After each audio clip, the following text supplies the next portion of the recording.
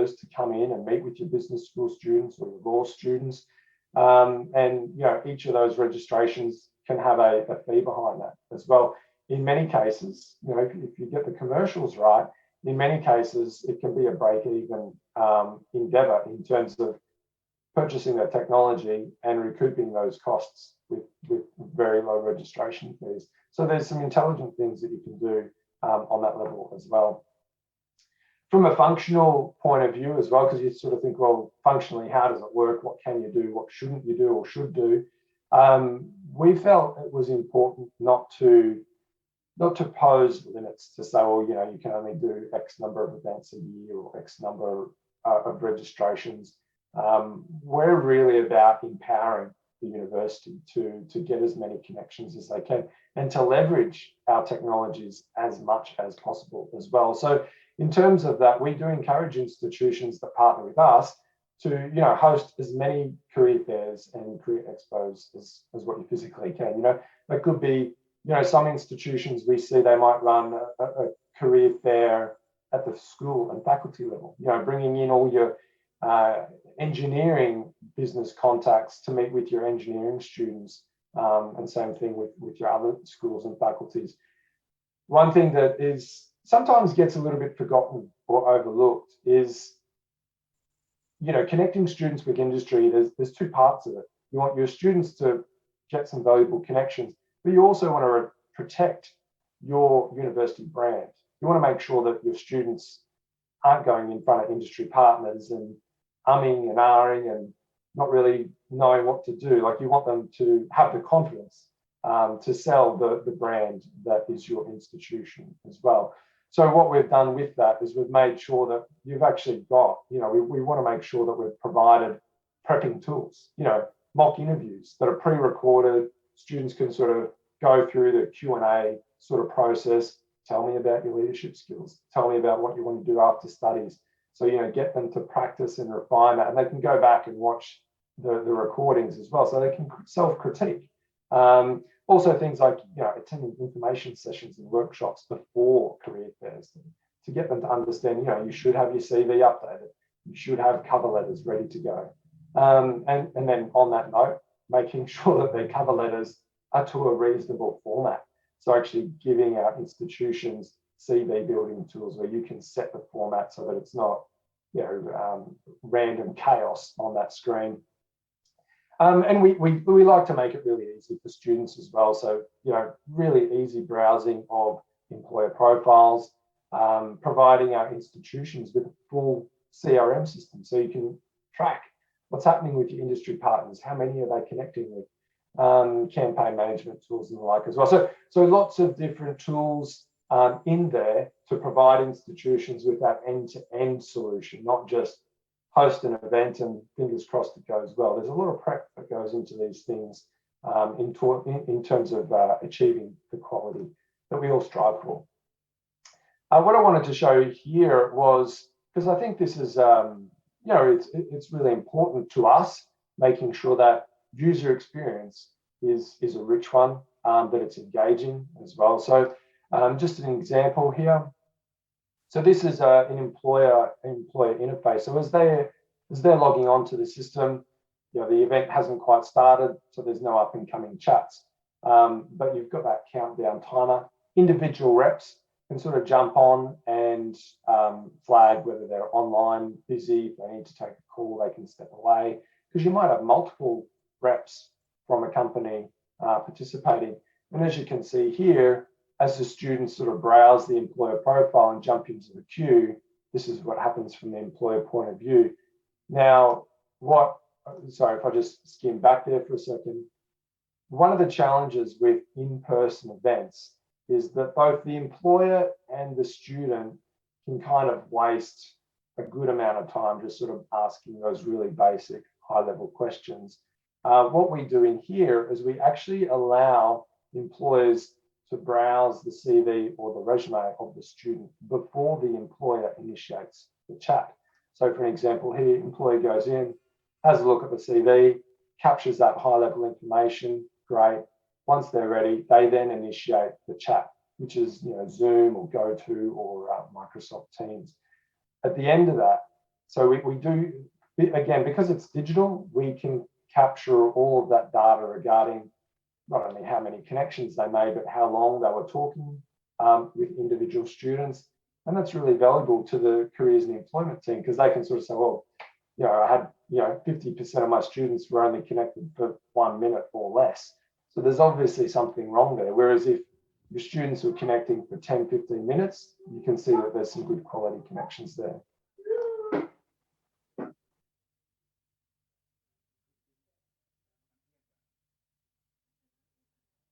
Oh, sorry about that. As we sort of go through, employers will have their discussion. And at the end of that discussion with the student, we actually provide the employers with a portal where they can flag, whether or not they might be interested in an internship, capture some notes on there, and sort of carry on, and then move on to the next student in their queue. That's what we're seeing there. So the beauty of this is that, very easy for employers to track how many people are in the queue, how many people they've spoken with. And also for the institution can monitor these queues.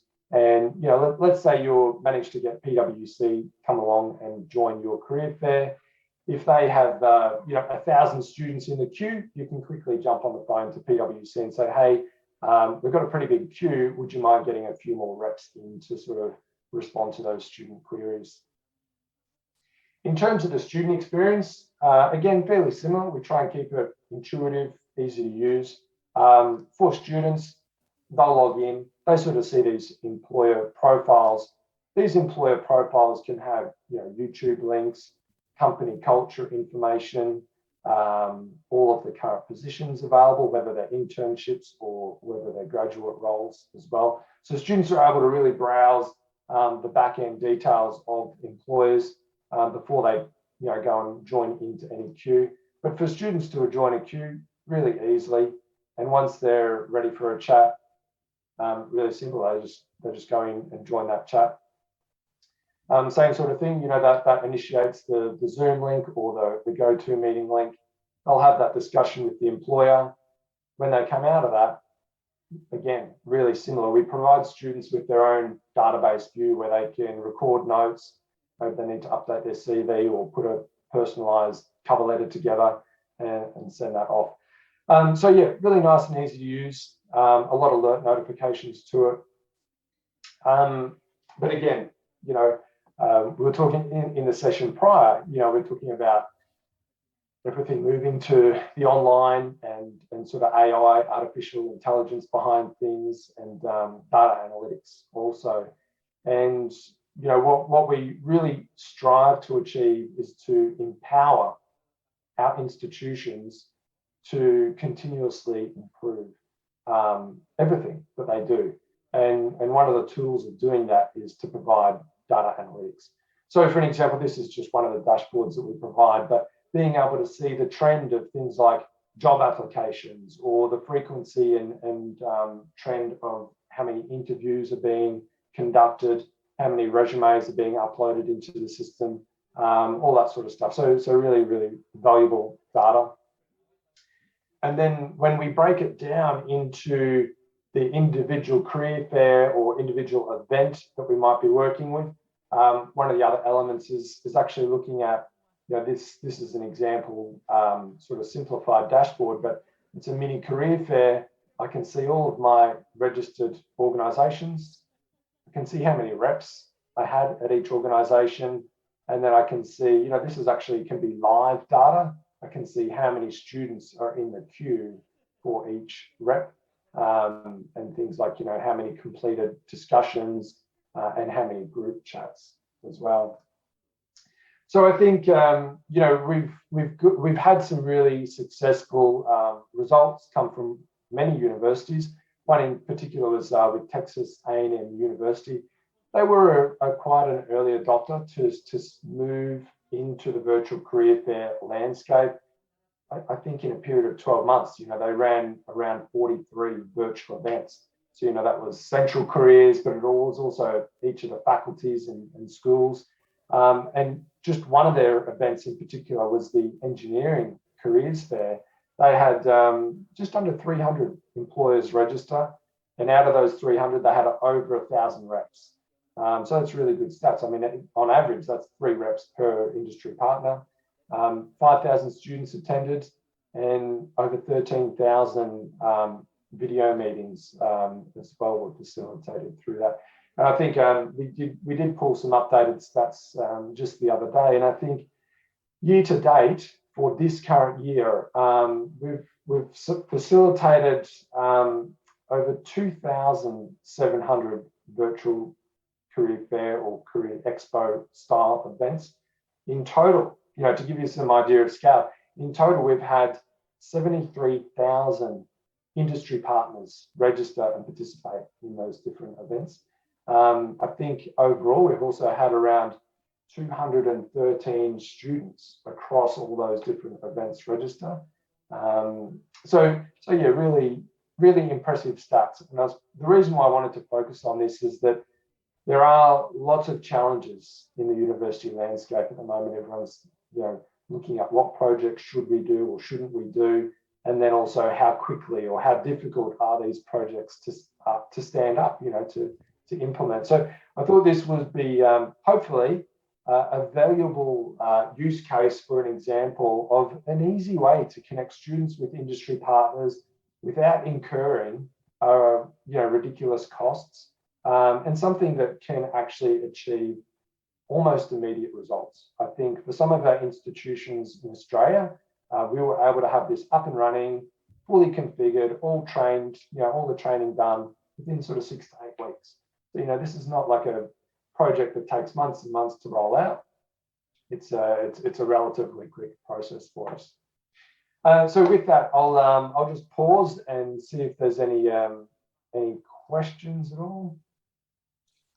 Okay, thank you, Mr. Mark, for the presentation. Now I'd like to invite all the participants to ask questions, or you can click the raise hand if you want to ask the presenters directly. But while waiting for other question, there is a comment from Mrs. Sheila Christine Ledesma for Mr. Mark. Maybe you want to read the comment from Mrs. Sheila.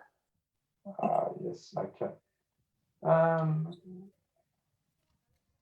Yes. So yes, Sheila was just commenting. So I was highlighting how academic institutions like DLSU in the Philippines is ensuring students' preparedness. So yes, thanks, Sheila, and for, you know, successful career in a competitive and evolving job market.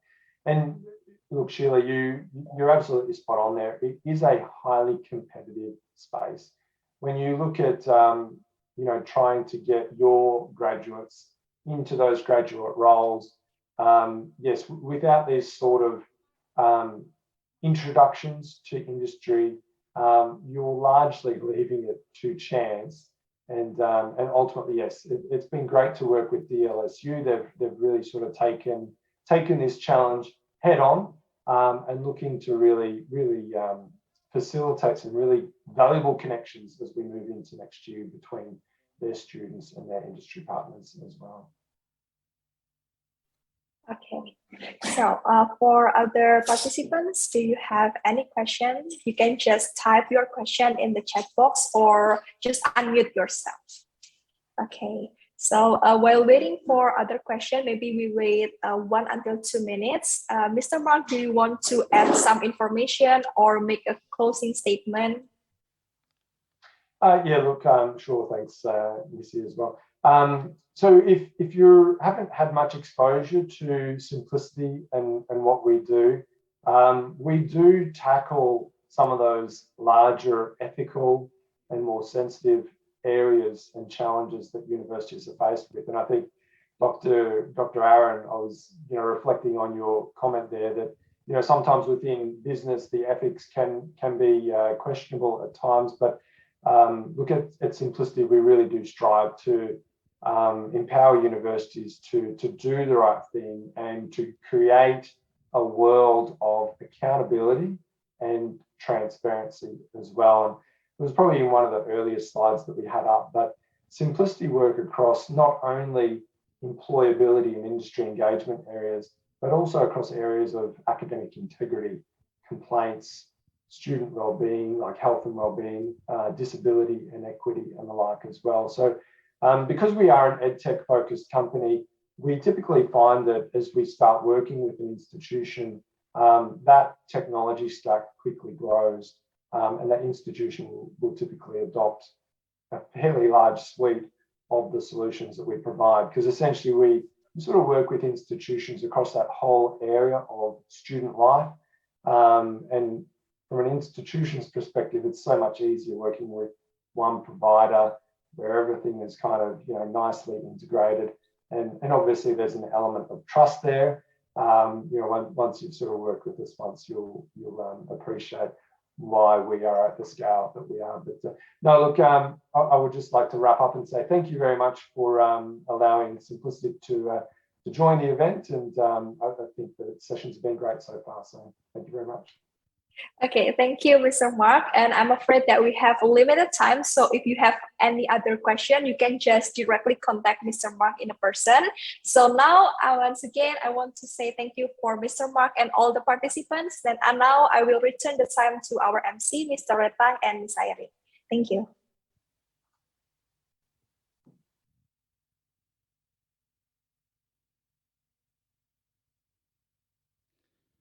All right. Thank you, Ms. Nisi and Mr. Mark Pink from Simplicity.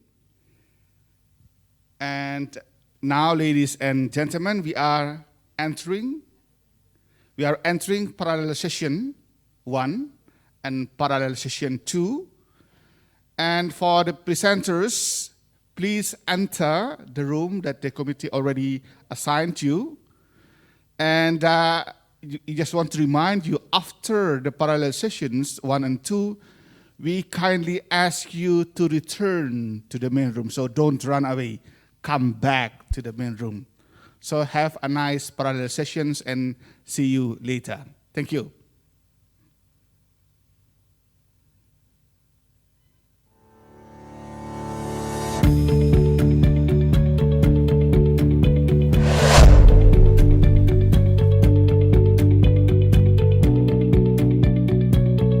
Recording stopped.